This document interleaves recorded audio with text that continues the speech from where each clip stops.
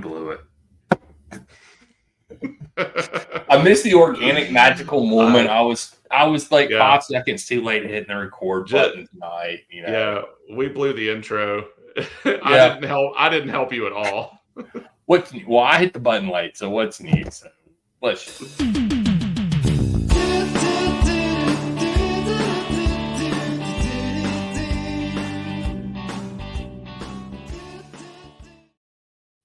Hello, and welcome to another episode of the Red, White, and the Blues podcast. We blew that intro, Jason. It's only fitting. It is. Based on the week we've had. Yeah. Or last week, I guess, technically. Yeah. Based on last Sunday's events, it's typical, And last Thursday. Falling in line with Chelsea. But, I mean, technically we went through, but we still lost that game. True. Last Thursday. So. Oh yeah, true. I forgot. Oh, I hadn't even thought about that game. Yeah, sure. That was terrible. Yeah, that's a whole. Okay, he's Jason. I'm Daniel. This is the Red, White, and the Blues podcast. Yeah. So before we start last Thursday, so let's go back. Don't talk about the match. I'm going to talk about my beef with freaking Chelsea and making everybody use the stupid app and pay $5, and then the app not freaking working. Yeah. What a piece of shit. Oh, my gosh. I don't know. I was so frustrated. X was going nuts. I was texting Jason angrily, like, this stupid app isn't working. I can't watch the match. Yeah, we lost. Who cares? I was more pissed about that not working. We did go through, so it doesn't really matter. I don't really care. But on to Sunday. I was going to say, if we get transfer banned, they'll have no choice but to work on the app. Like nobody else will be able to do anything for a little while. So just they can work on the app next year when we get transfer banned. Breaking news on Twitter today: our hotel sale got confirmed as being legit. So we now balance the books for last year, and this year we are like, I think, 20 million pounds from breaking even in sales and selling players and buying players. So we're like, should balance the books next year too. Okay. Was this the plan from the beginning? Was the hotel part of their plan? No, hell no, that wasn't part of their plan. No. They didn't. No. They were just spending recklessly, and they're like, let's sell some hotels to ourselves. There's going to be some random asset that Chelsea owns that's going to come into play next year. I mean, it doesn't have to, though. We're balancing books now. Yeah, it does. That's true. We are balancing books this year, so hopefully next year we won't have to sell off assets of the team. Our women's team or Cobham. Unless we go and buy Oshman in January, because that's a whole debacle in of itself. Well, I would say we could sell naming rights to the stadium, but we can't even get a shirt sponsor. So I don't know how we'll pull that one off. How many matches are we into the season? What are we? 3 matches into the Premier League season, and we have a sleeve sponsor. We have a sleeve sponsor. Yeah, Fever. I don't know if no Fever. What is it? I thought it was Fever. Yeah. Oh, I don't know. I have no clue. I'll give it a little looky loo. I'm trusting you, man. We still don't have a front of the shirt sponsor. I do know that we do now have a partnership with a oh crap, what is it? Is it another tire company that we signed a partnership with the other day? I think. Maybe. Oh, yeah, I don't know. I haven't heard about that one. Fever Up is like, you can find experiences near you. Okay. And sign up for them or something. That sounds like some kind of weird dating app. They have a banner at the top that says Chelsea FC and Fever Partnership. Insider access waitlist. Yeah. Hey, meet up at this experience in a public place so you don't die. Still no front of the shirt sponsor. Who knows what the hell's going on with that? I mean, I'm with you. Selling the naming rights to the stadium would be the most American thing ever.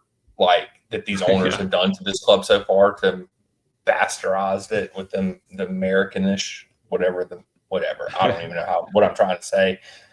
they're Americanizing our club too much, and I don't like it.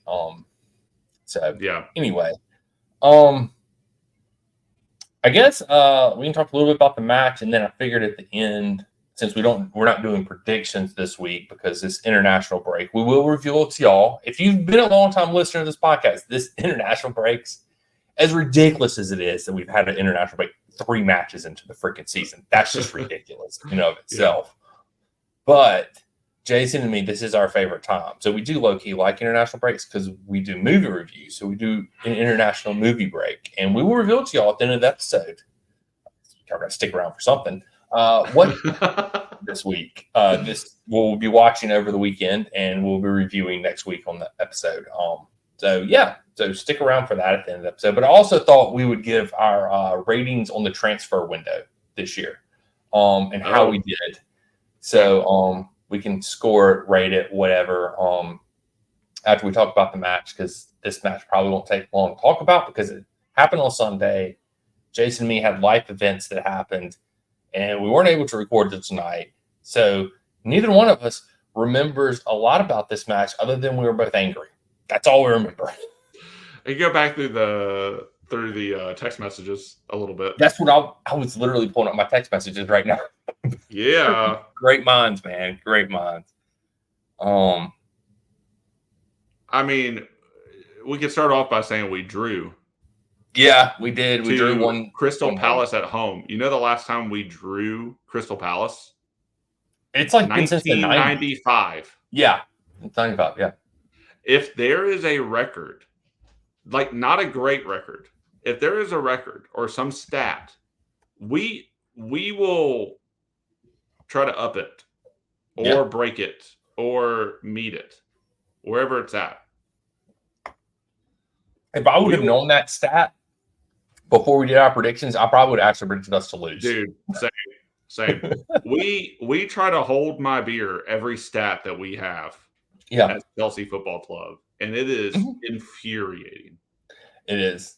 It is ridiculous, man. I don't know. It was 1-1. I mean, honestly, I don't even want to blame the official in this match. He was shit, but I don't think he's the reason we lost. But let's just state the utter ridiculousness of the one-sidedness of the calls and the fact that he didn't just refuse to book anybody for Crystal Palace. Oh yeah. What was the old blonde guy that should have been out? There was a guy. He should have been gone. There should have been a red card. He should have been booked earlier. He got booked and then pulled somebody down from behind going into the box, and he didn't get. That's a yellow card. It didn't give him a yellow card. Is it Kamada?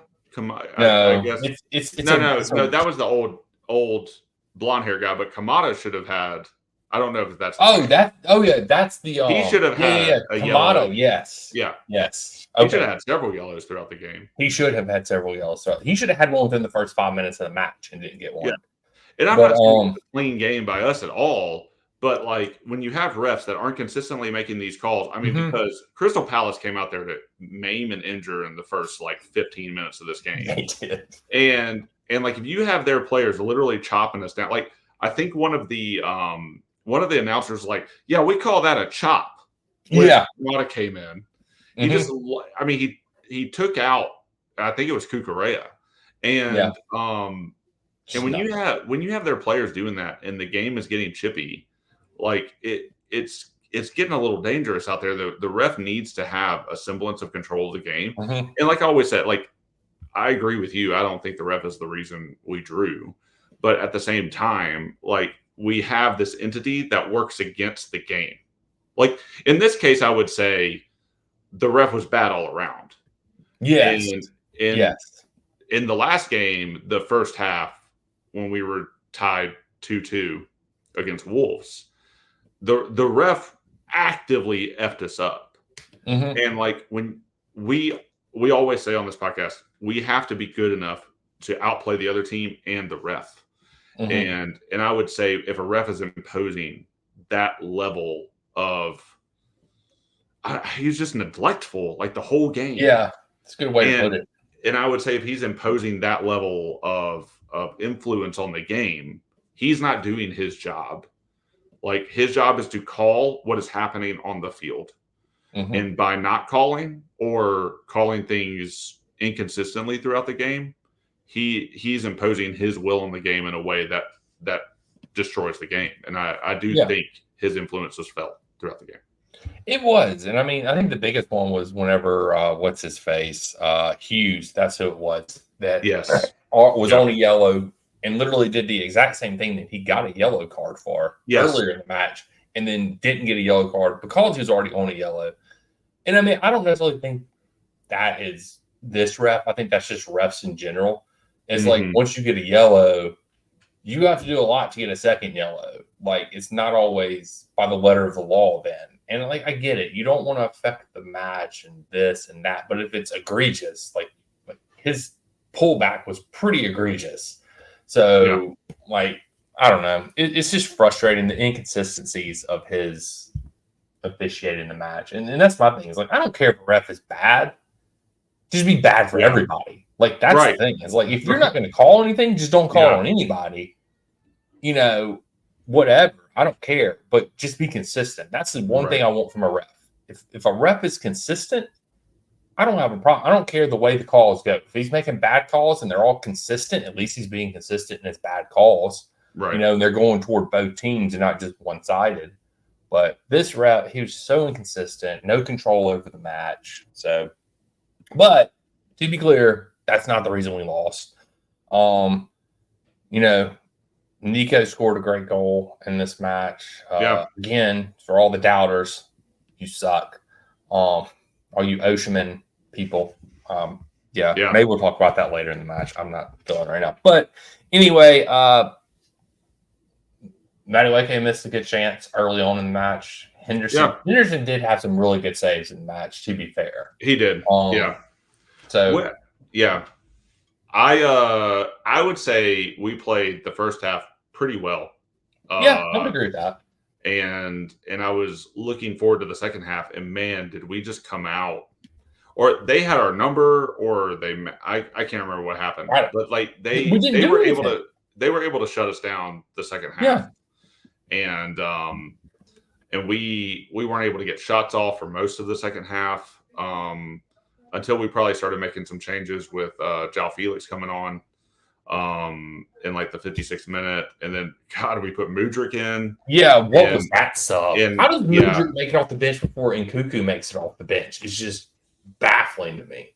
Yeah. Mudryk he wastes every chance that he gets to prove himself in this team. And like, he's getting a lot of chances to prove himself in this team. And he just needs to third string it and go to the back of the bench, and that's it. I don't think he necessarily, just to go back to Thursday, his match in the qualifying for the Conference League, it wasn't a terrible match. It wasn't good, but it wasn't terrible like it normally is. So, I mean, you got to look at that. But then, like, Sunday, it was just nothing. Neto didn't really do anything while he was on. I don't know. I mean, I really honestly think the thing that is hurting us the most is not having Lavia. I really think Lavia is the linchpin to this midfield, and Enzo Casado just doesn't work. We need Lavia back. Good gosh, the injuries already are piling up this season. Gusto's out. Reese is out they're pretty sure they're both missing the next match. Wow, I thought Reese was at least out until mid-September, but I guess maybe that is the next match. So that is the next match, But he's going to miss it, though. They're saying he's still 2 weeks out from even getting back in conditioning now, which just keeps getting pushed back. Because I think originally the plan was he was going to be back for this either Crystal Palace, I think, or Bournemouth next. That was their prediction, but now it just keeps getting pushed back and pushed back. So who knows? Gusto's hurt, so who knows who the hell's playing right back next match. I don't know. We'll just go back. Man, when Gusto did go out and we had to start putting Fofana on the right, because that's what happened. Did we? Yeah, Fofana was on the right and DCC came in. Did he not? Yeah, but DCC played right back. Yeah, DCC came in and played right back. I think. Didn't he? No, DCC didn't come in. He never came in. I think we just No, Casado slotted back. Yeah, but so Fofana had to play a more like he was more on the right though, I think. Oh yeah, because Gusto went down and then we brought in Cuckoo on. Yeah, that's when the formation got crazy and I didn't know what the Yes. hell was going on Yeah. at that time. Fofana had several moments in this match where he just was not watching the game. Yeah. And a ball would come to him and it would go out of bounds. And he would miss it, or he wouldn't be able to make the run fast enough to get the ball that was played in space to him. And that drove me crazy. I was going nuts watching that happen. I was like yelling at the TV for once. And I would say, I will say this because I don't know if I said it on the last podcast, but I was saying this to various people. I was like, I hope that we didn't peak last game because everybody went on this whole little like, oh man, Chelsea looked amazing. And I'm like, yeah, winning 6-2 is nothing to sniff at. And some of the goals that we had that game were great. But like, it's just one game. It's one game. It's just one game with a new coach and a new system and all new stuff. It's just one game. Like, and we cannot get ahead of ourselves. And yeah, I think this proved it. But I will say, and I hadn't felt this way in a long time because I did not feel this way for most of last season. But like when we were chasing the game, like towards the end of the second half, like when we came out at the beginning of the second half, I would say the first half of the second half was like the third quarter of the game was not great. No. And then the last, I would say maybe last 20, 15 minutes plus stoppage, like we kind of found our rhythm again, like going in, and we were able to move forward and we had some looks on goal. Now that brings up, are we able to break down a low block, which is what we've been talking about, which is what we've been worried about. But we did have some looks on goal. And I did actually believe like we could have won that game in 2 or 3 instances in the second half. And like, I think that I'll take that as the most positive thing I can take from a draw at Crystal Palace because I didn't believe that hardly ever the last couple seasons watching this team. So yeah, at least you're more positive I am because I had no hope after the first 10 minutes of the second half. I had no hope that we were going to win that match. So we were chasing it a bit at the end, though. I don't know why we came out as lethargic as we did, but we were chasing it there at the end. Well, look, we hyped up Maresca on this podcast last episode. I hyped him up in the blog about how great his halftime speeches must be, and then he just comes out and apparently just shits. Apparently, he let Poch in the dressing room during halftime to get the talk this week because that's exactly how we came out in the second half. You Gallaghered it. You cannot write that kind of stuff in the blog. I did. Damn it. You're right. I did Gallagher it. Daniel, do you realize the power you have over this team? Maybe. So if I have, so it's obviously the reverse happens. So if I praise somebody, the opposite happens. So what if I just start cursing everybody in the blog and hoping injuries come upon them? Yeah. So like if I hope that Reese breaks his leg in the next match that he gets to play, does that mean he stays healthy for the rest of the season? I mean, scary to do that, but I mean the stats are in your favor on this one. I'm 2-0 right now. I mean, you destroyed Gallagher last season by writing a love letter to him. I did. Wrote a love letter to Gallagher, and then now he's at Atletico Madrid. I mean, I guess that's whatever. Hey, we also did dislike Sterling a lot, and he's gone to another club. He is, even though to our bitter rivals. So I don't know. It's interesting though because I heard somebody bring up a good point about I do think we got fleeced on the deal though. Let's be fair about that. That we're paying like over half his wages, and like there's no buy option. There's no there's not even a fee. There's no loan fee. So we literally just paid to get rid of Sterling. That's how much we hated him. Yes. So it's crazy. But somebody brought up a good point. I think it might have been an Arsenal fan, or either an Arsenal fan or Chelsea. I don't know. But they brought up a good point. It's like, well, if Sterling goes, when he goes to Arsenal, if they actually play him, he's just going to push Troussard further down the depth chart. Mm-hmm. And in my opinion, Troussard is one of the best bench players in the Premier League. Every time that MFer comes on the freaking field and they need a goal, he's going to freaking score it. I hate Troussard. Why couldn't we have signed Troussard instead of Mudryk? That's just baffling to me. We love Brighton. We love their freaking players. Why didn't we sign Troussard? He would have been a whole hell of a lot cheaper. He wanted to leave. Yep. It would have worked out better for everybody. Whatever. I don't know. But instead, no. Yeah. That might be a good segue into transfers if we're done talking about the game. I mean, there's nothing else to talk about the game. We drew overall in thoughts. I mean, it wasn't like a completely negative game. Like you said, first half, there was some good stuff. Yeah. I still think we had issues defending because, I mean, they still had chances. Bob did make some good saves again this match. He's getting better. Let's just say that. I still think he's not great, but he's getting better. Yes. That's as far as we'll talk about that. That's as far as I'm saying anything else about that. Yeah. I think our defense will get better as the year goes on, as Fofana and Colwell play more together. I don't know. I still think Lavia is the linchpin that we're missing. If we can get Lavia back and healthy, and then that, I mean, we just need to have a whole episode on Enzo and what to do with Enzo because it's a growing point of contention at this point. And amongst Chelsea fans, there's like this hatred for Enzo and there's this love for Enzo. And I like Enzo. Yeah, I just don't think he fits the team. That's just my opinion. So I don't know. People hate Casado now too. So I think Enzo is trying to do too much. I think we expect too much out of him during the game. Yeah. I'll probably say that. That's my teaser for that episode. Well, I think I don't know. My big thing is I don't think the managers have set him up to succeed because he's not a 10 and he's not an 8. Yes. Like he's a 6, but you can't have him in a pivot because then you're requiring him to defend and he can't defend to save his freaking life. Nope. And so then he pushes forward, or he's meant to be like the visionary passer.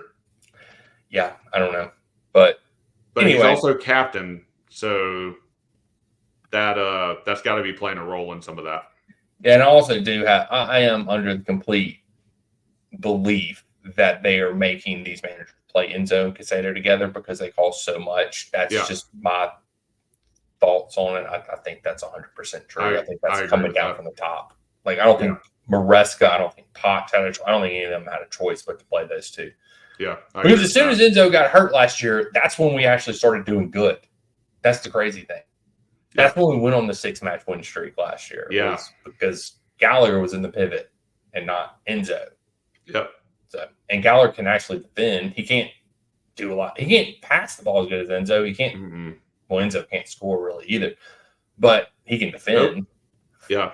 So, the expectations on Enzo are, there's a lot. They are, I agree. Expecting, and he really just needs to do one thing well. But he in this system maybe he can't. I don't know. Anyway, transfers. So I guess let's see if I actually bookmark this tweet, Jason.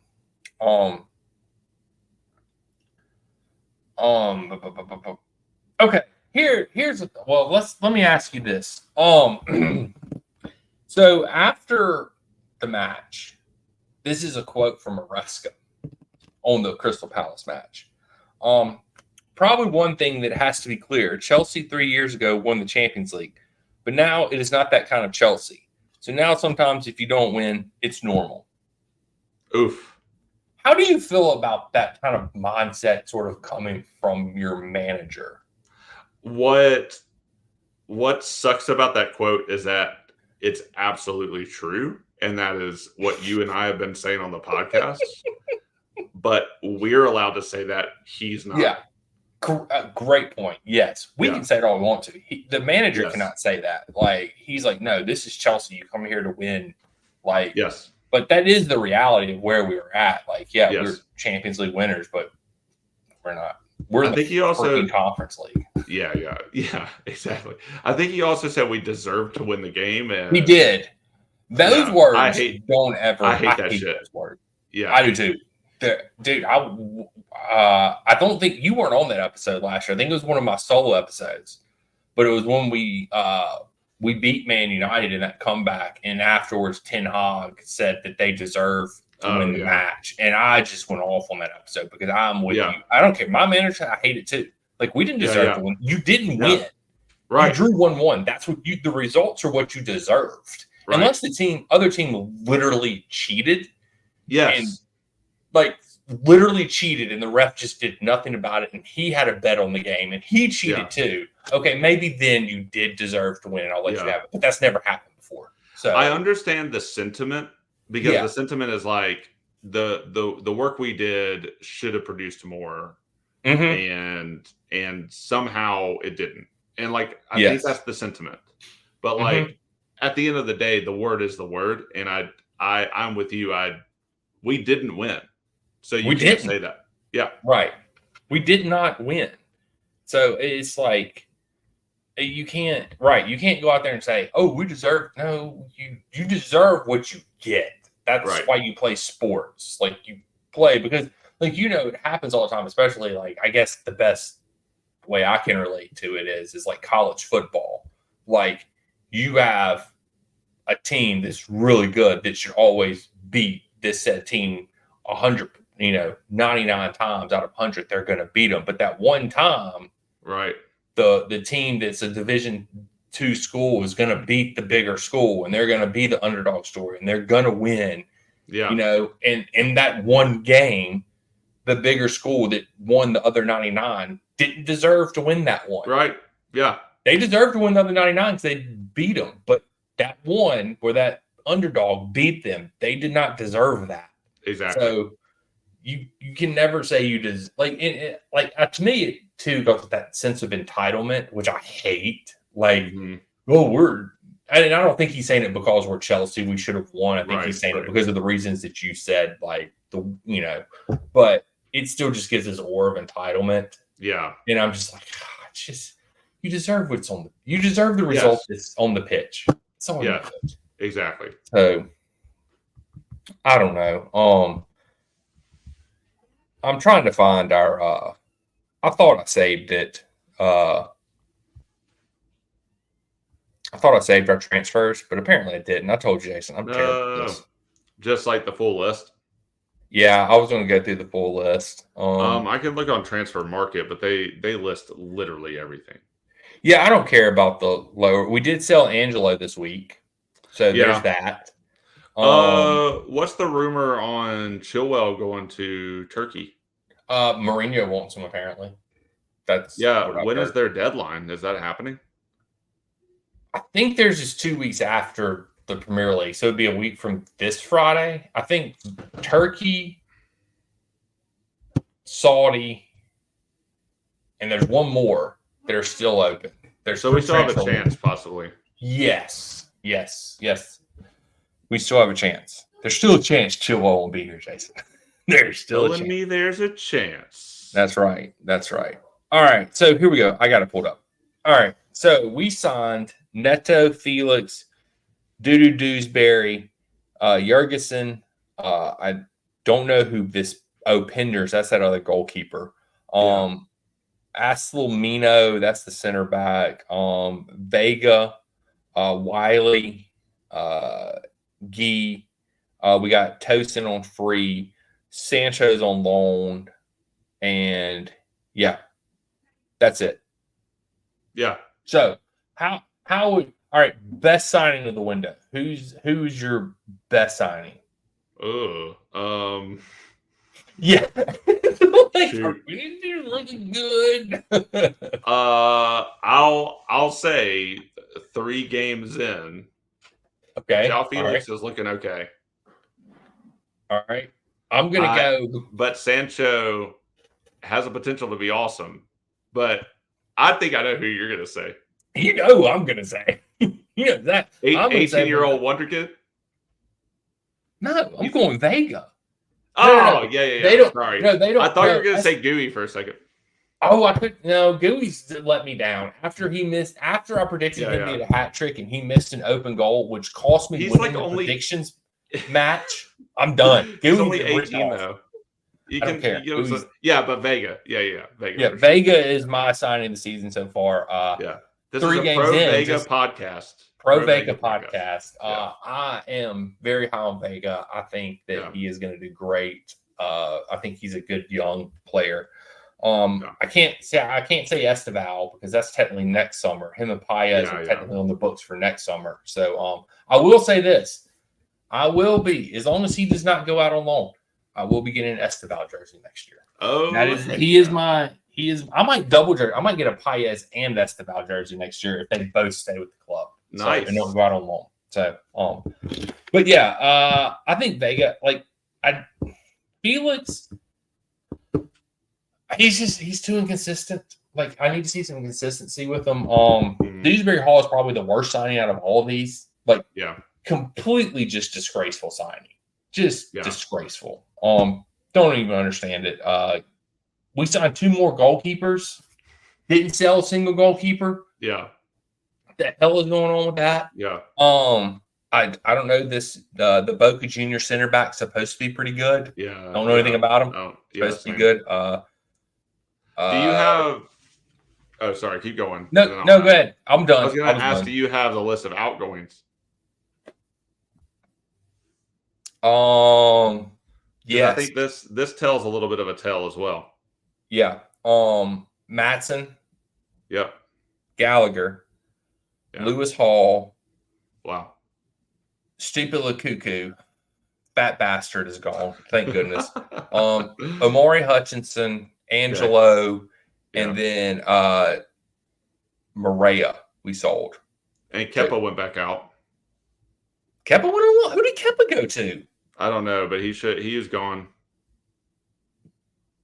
I don't have Kepa going on loan anywhere. Who did Kepa go to? Oh, he went. You figured out? Did he go to Bournemouth? He went to Bournemouth? I missed that. He's on Bournemouth on loan. I missed that. I'm looking to see what Transfer Market says, but this is destroying my computer is what it's. Yeah, their cookies are terrible. I only get on my phone. I won't get on my computer anymore. Yeah.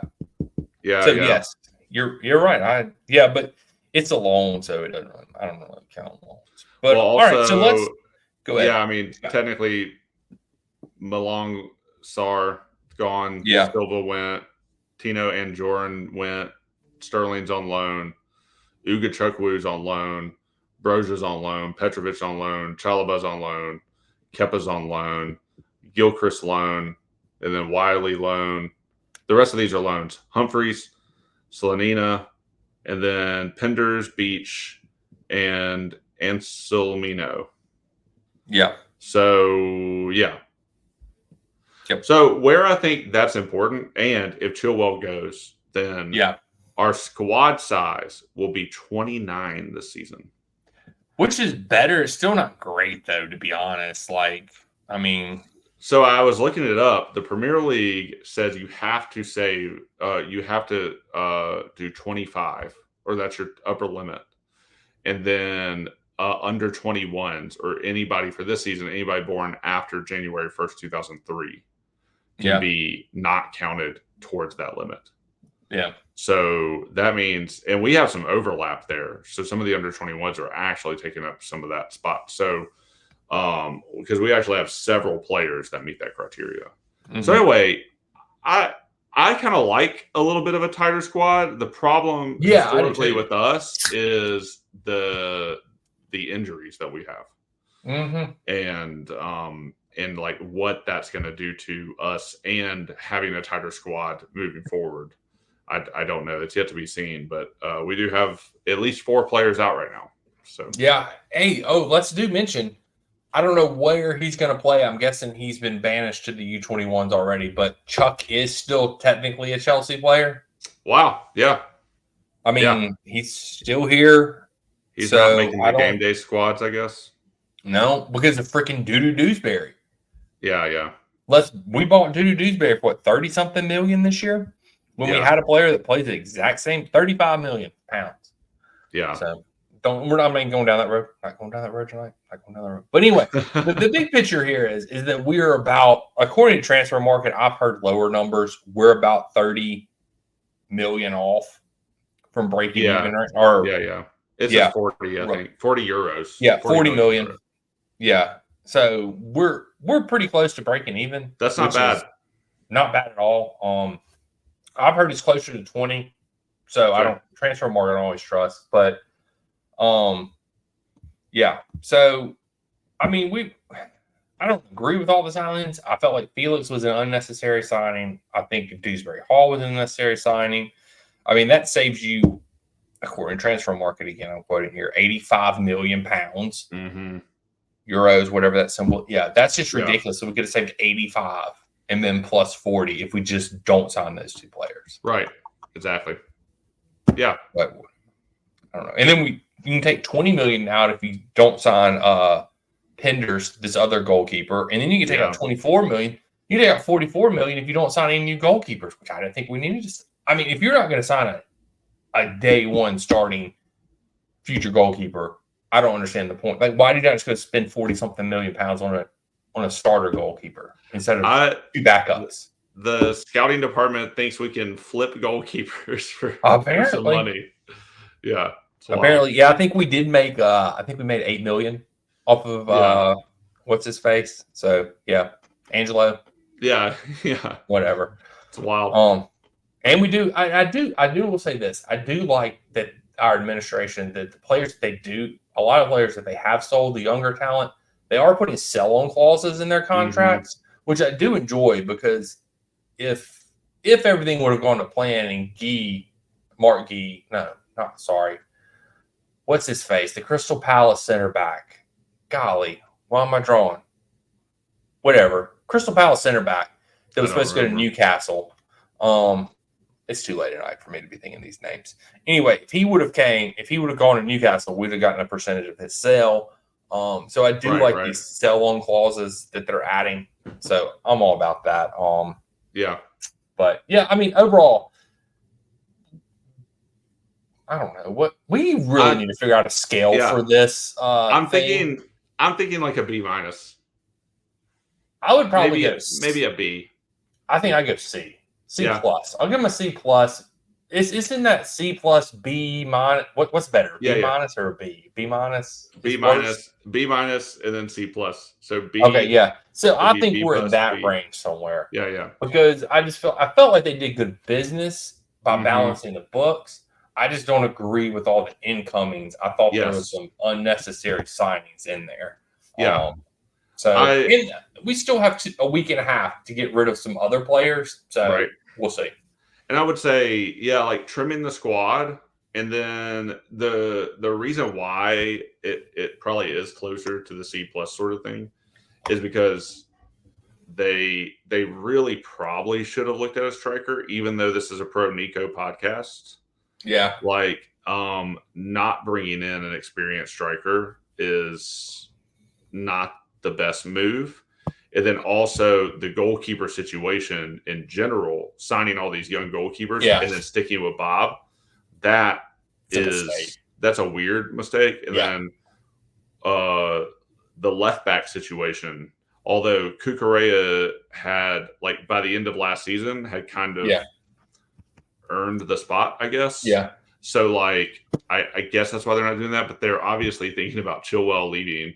So they have Vega. I think that's why they have Vega. And they have Vega. So, but like we still are skewing very young in our signings. We're the youngest squad in the Premier League. Yeah, but I mean, the team that we have now, I think we are aware of their potential. Like, especially in Palmer, Madueke is continuing to run a form that's pretty good. Neto has looked okay on the left. Yeah. But I would like to see Nkuku getting some more games. Nico has looked okay at the top. He's had moments, but he's also had bad moments too. Yeah. So. And there was a couple times like where it was a little undisciplined. Like Nico kicked the ball away, Palmer kicked the ball away. Same thing as freaking last year, man. Yeah. Same freaking thing. So there's a little bit of that haunting us a little bit. So anyway, that's part of selling, or that's part of the youngness of the squad. We've got to hope that the defenders like can gel, but it is. Yeah. I mean, that's essentially a new back line back there in some ways. Yeah, they've never played together. Yeah. So yeah, I mean, there's a lot to do. There's a lot to see. I think like putting our faith in some of the players that are coming back from injuries was pretty good. Putting our faith in Nico is like, even though we probably should have signed a more experienced striker, like that is kind of a win, or that's a positive for the transfer market, I think, in some ways, because we were hoping that would happen. And Nico's doing okay so far. So, yeah, I don't know. We're only 3 games in. So, yeah, I do want to say I was not a proponent of signing Oshman. I wanted Geikers, whatever the hell his name is, from Celtic. Yeah, I wanted him. Wait, not Celtic. Porto. Where am I going? Porto. Wrong league. Porto. I wanted him. I think he's the best striker on the market. And if you're going to break the bank for him. I think Oshman's overrated, especially after the whole drama that happened with him. Although he did fire his agent today. So I feel like that's a plus, because I feel like his agent's the one that influenced it. But I mean, like, the rumors of what we offer him, like 130. I mean, there's rumors that we offer him 130. Wow. He ain't cutting his salary over half to come here. Like, that's just like, I don't know. Which we couldn't afford him, because let's face it, we freaking signed. We're paying for most of Sterling's wages. We freaking signed 2 or 3 players that we probably didn't need to sign. So we couldn't get Chilwell off the books. We did get Lukaku off the books. So I don't know. But yeah, I'm fine with. We talked about this at the end of last season, that we both were just wanting Nico to stay, and ride it out one more year with him. So we'll see what happens. He's got his chance. To me, I don't go back for Oshman in January. I wait until next summer and I go after somebody else. But I agree with that. But I mean, we still will know after this year too whether we need center backs or not, and we definitely need a goalkeeper. So that's still on the horizon. But I don't know. But my problem is I think we've just bought too many attackers. I don't know how all these people fit.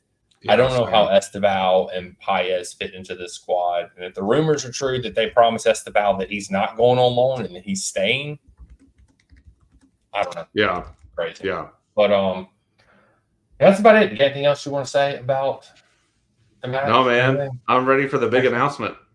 Oh, the big announcement. That's right. Yes. Do you want to do the honor, Jason, of telling these lovely people what movie that we will be watching during the international? And we encourage you to watch this movie along with us, viewers. Yes. And then give us your feedback in the comment section down below. Tell us what you think of this movie. But Jason, we are watching a movie. Cinematic masterpiece. Yes, a movie that reunites some of your favorite people from The Sandlot. Yep. They're a little older. They're playing a different sport. It's 1995. We're talking the Big Green, baby. It is the Big Green. What better film to watch?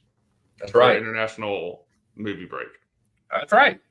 Even though it's not an international movie during the international break. Yeah, true. Sounds like we're watching like a foreign film. Yeah, well, I mean, to be fair, we did watch Iron Claw and Ready to Rumble one international movie break. So I feel like it doesn't have to be an international film. We did start with the international film. Yeah.